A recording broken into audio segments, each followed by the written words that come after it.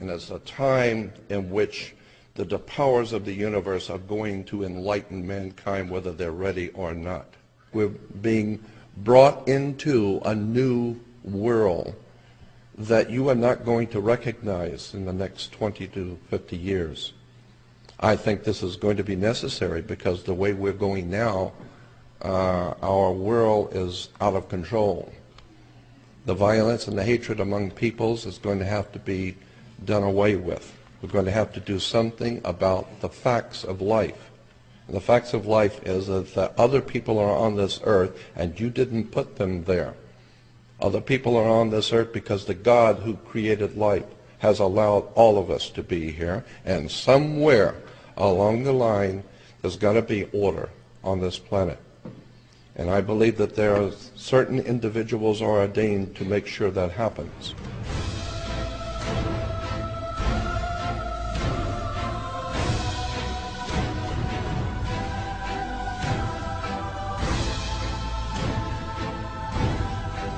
I challenge you out there who are Zeitgeist acolytes, followers now, to please go look at this and say, how is all these other religions wrong? And there's no such thing as religion or spirituality, but then the thing's filled with religious connotations and Illuminati buzzwords. And the Illuminati Christ, who they said was the Christ.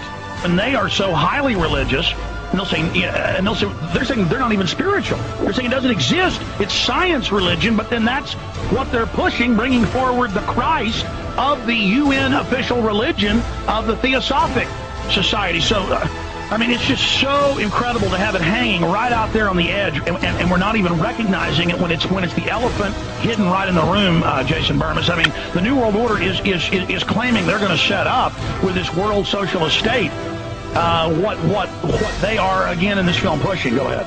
Yeah, absolutely. I mean, when you hear the words one world, one consciousness, well, that means that everybody's going to speak the same language. We're going to be under the same set of rules. It looks like we're all going to be wearing the same clothes according to this utopia. I mean, what is this? I mean, is this the humanity that you want to bring your children up in? It certainly isn't what I want, and it is what these globalists want. However, he fails to recognize that when they want to bring this in, well, they want to cut the population down by about 80%. Oh, no, their film talks about how there is overpopulation. The fact that this is very Earth-based. I mean, he really talks about which is what the Theosophic, there's so many points. The Theosophic Society says the Earth's load in harmony with the Earth, because the Theosophics say we're worshiping the Earth spirit. Exactly. It's the same thing. Again, he fails to tell people that the people at the very, very top are into these type of ceremonies. You know, they're into this paganism, this sun worship. But he does tell us. He does tell us in this clip. Play that first new clip from today where the person makes a pyramid with their two hands together, and it shows the sun in it, while this person is in religious ecstasy. So again, all these religions are wrong, but we have a new one. It's not new. Here it is. Morality, but the fact of the matter is, joy comes from that bliss of connectedness. That's our God spirit. That's that side of ourselves that really feels it. And you can feel it deep inside. It's this amazing, wonderful feeling, and you know it when you get it.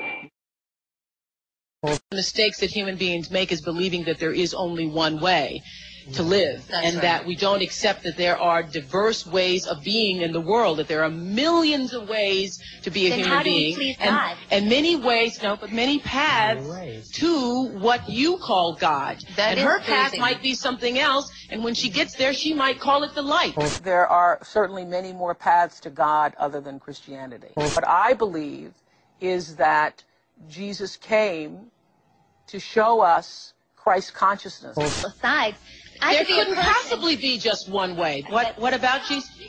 What about Jesus? A new study says the news media have been pushing a gospel of godlessness on the American public. The Media Research Center's Culture and Media Institute looked at broadcast news, the 3 leading news magazines, and National Public Radio. They found that 80% of feature stories about atheism and atheists had a positive tone. None of the feature stories were negative. And most Christian-themed stories included atheist counterpoints or were written from an atheist perspective.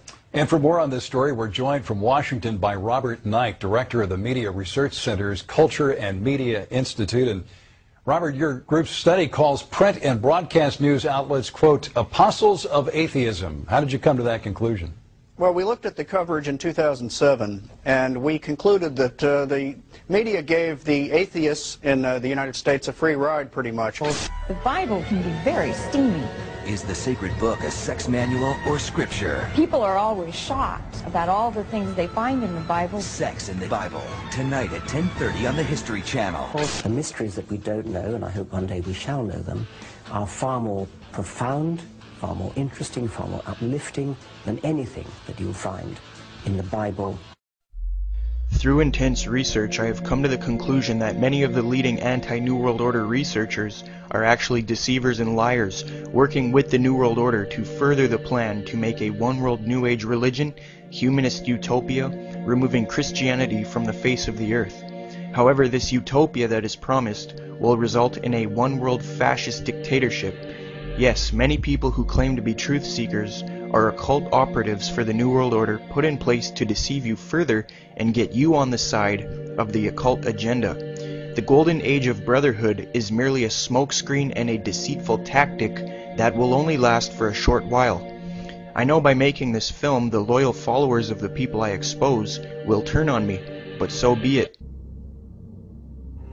The founder of the Illuminati, Adam Weishaupt, was the first one to ever suggest that Freemasonry was genuine Christianity, and that out of it would come a new religion. Analyzing his writings, it is obvious he knew he was teaching falsehood and persuading people in his order, he stated. One would almost imagine that this degree, as I have managed it, is genuine Christianity. I say that Freemasonry is concealed Christianity. You can't imagine what respect and curiosity my priest degree has raised. And which is wonderful, a famous Protestant divine, who is now of the order, is persuaded that the religion contained in it is the true sense of Christianity. O man, man, to what mayest thou not be persuaded? Who would imagine that I was to be the founder of a new religion? Now there was a woman named Alice Bailey who founded the Lucis Trust, which is the publishing house which prints and disseminates United Nations material. This connection shows the New Age and pagan nature of the UN and the New World Order. Lucis Trust was established in 1922 as Lucifer Trust by Alice Bailey, which disseminates the books of Bailey and Helena Blavatsky. Bailey changed the name to Lucis Trust because Lucifer Trust revealed the true nature of the New Age movement too clearly. Lucis Trust is sponsored by, among others, Robert McNamara, former Minister of Defense in the USA, President of the World Bank, and member of the Rockefeller Foundation, and Thomas Watson of IBM, former ambassador to Moscow. Lucis Trust's sponsors, among others, are the following organizations: the UN, Greenpeace International, Greenpeace USA, Amnesty International, and the UNICEF. As Fritz Springmeier notes in his book Bloodlines of the Illuminati, the Rockefellers have played a role in Lucis Trust and the United Nations. David Rockefeller is a part of Lucis Trust's management. You will notice that if you go to the bookstore, many hardcore New Age works are published by Lucis Trust, hankering the minds of millions of people.